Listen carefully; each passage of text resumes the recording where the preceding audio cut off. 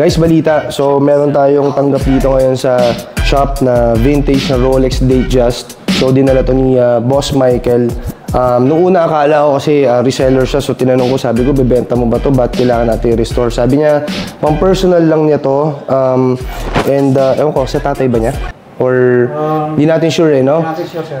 Pero sabi niya, gusto niyang i-restore ng all original pa rin yung gagamitin ng mga pyesa. Ang pinaka naging problem nito yung mainspring. Yun ang una niya narereklamo kasi nung chinek namin, napakasama din kasi nung takbo. And at the same time, kung makikita nyo, ito, naka-silver dial na siya. Nung una, black dial siya. So medyo bukbok na rin yung dial na yun kasi pinasok na rin yata ng moisture.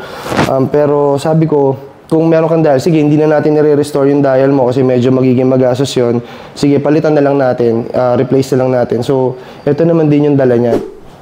Eh sabi kasi ni Ruben, kailangan mo daw tong kailangan mo daw tong pinagpalitan. So, ayan naman. Kumaya, ako rin nahihiya ako eh. I-edit na lang natin yan. Ayun sir, ito, patingnan na lang ako. Ito yung sinasabi ko sa'yo nung tumatawag ka. Yung itong salamin na to. Kasi supposedly papalitan natin di ba? Kaso, pag pinalitan natin kasi yan, ang siste, baka, unang-una, hindi na orig din kasi yung pwede nating makabit dyan na ganito. Tapos, wala ding, date window. Eh, sayang naman yung all original mo na, sana na... Pero ano kaya siya? Hindi kaya siya pinapasok ng dito? Tinest naman namin eh. Yes, sir. Medyo, natin siya ng... Okay. Kumbaga, reinforce na lang natin siya. Tapos naglagay na lang kami ng sealant. So, kanyari sa hugas kamay sa gripo, gano'n, hindi naman? Pwede naman, pwede siya. Tapos, okay lang, huwag lang masyado. Oo, huwag lang masyado. Tapos naglagay tayo ng bagong gasket sa back case kasi wala na siyang gasket. Okay, dito.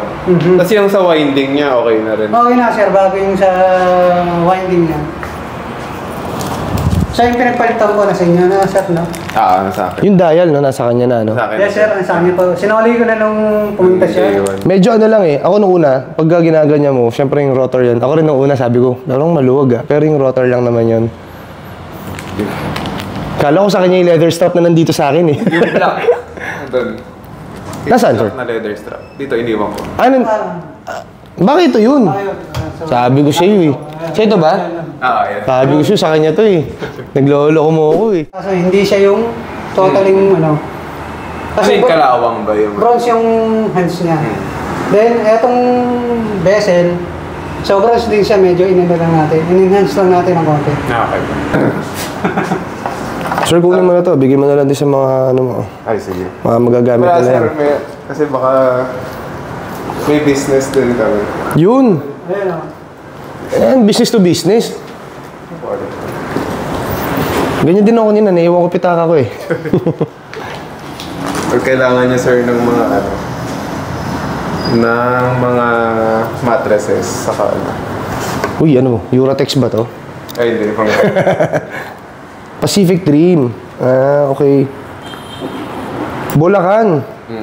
Mga sofa, mga mattress.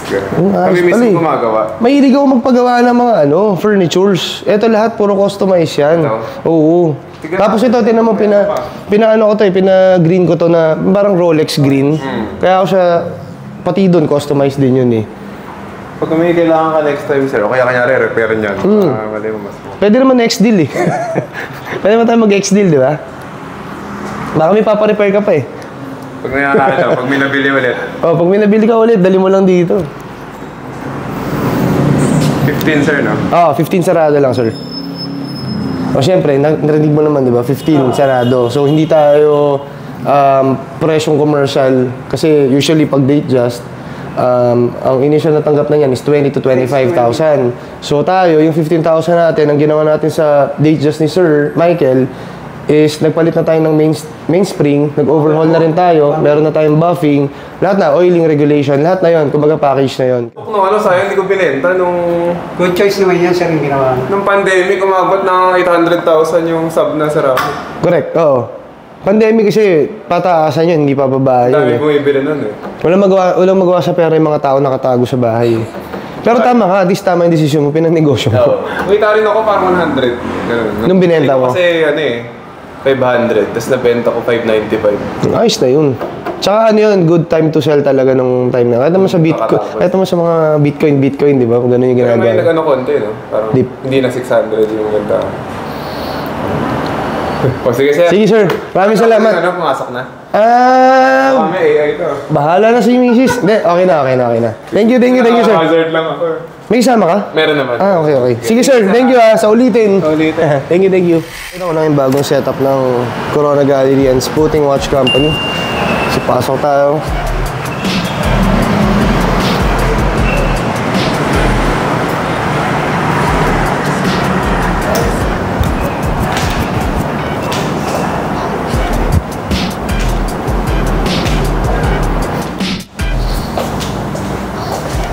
Guys, so meron naman tayo dito.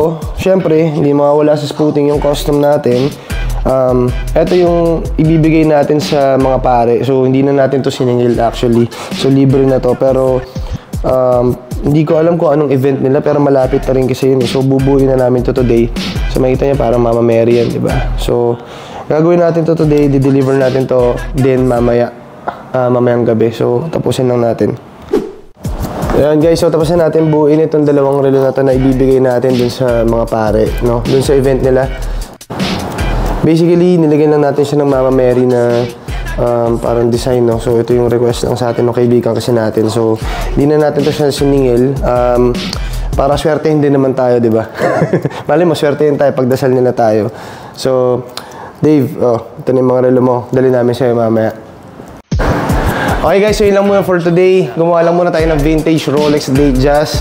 And meron lang tayong kinostomize na dalawang relo. So regalo lang natin yun doon sa kaibigan natin kasi parang nga sa isang parish yun, di ba? And successful naman din yung repair natin o yung overhaul natin doon sa Rolex Datejust. And masaya naman yung kliyente natin. Again, guys, nandito kami KG Horology.